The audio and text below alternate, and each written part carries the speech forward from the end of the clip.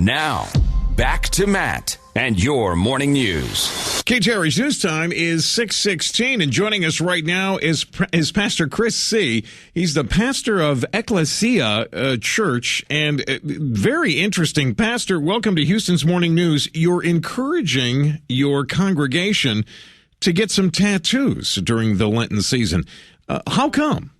Well, Matt, we do a show in our art gallery every year, the Stations of the Cross, and we've used all kinds of art forms. We've used photography and some experiential art forms. It's a great show in our gallery that tells the story of Jesus. And you may know, it's the Pew Research Center says of people under 30, about 40% of them now have tattoos.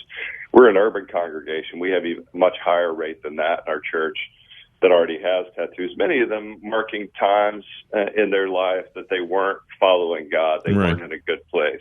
And so we offered an opportunity for 10 of our folks to get a tattoo that tells the story of Jesus' execution and his resurrection. I happen to be able to get the one that tributes and tells the story of his resurrection. And so we wanted to offer that to some folks in our community. We have so many that are already in that tattoo community, already have tattoos, some of them that they would like to complete with their story of when they've come to faith, that we've had about 60 people respond to do that. So if you come to our place down in Montrose on Taft Street, 2115 Taft, we've got an art show up with photos of these living Stations of the Cross. So that's how you plan to present it, Pastor, in photograph form. Will there be anything that happens within the service that shows these tattoos?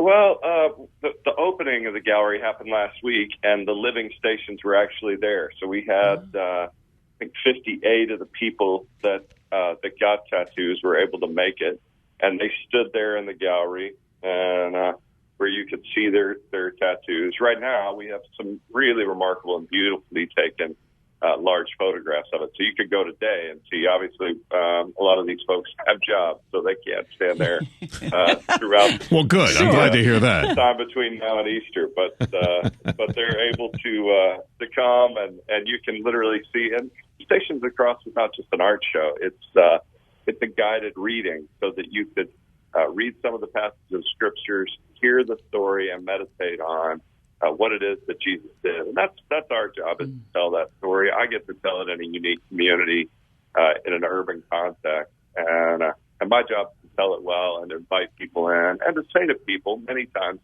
people that have tattoos, people in urban contexts, sometimes feel like they don't belong in church. And at our church, really, everybody's welcome. And we find that the more that we can reach out and say, hey, this is a place you might feel comfortable, and ultimately that's what's happened through this show. So Pastor, I think it's a very unique idea. It's a great idea if it gets people into your church. Hey, hang on for me when we come back, Pastor Seay. I want to ask him how many tats he has. I'm not letting him go until I get a specific number. Now back to Matt Patrick and your morning news.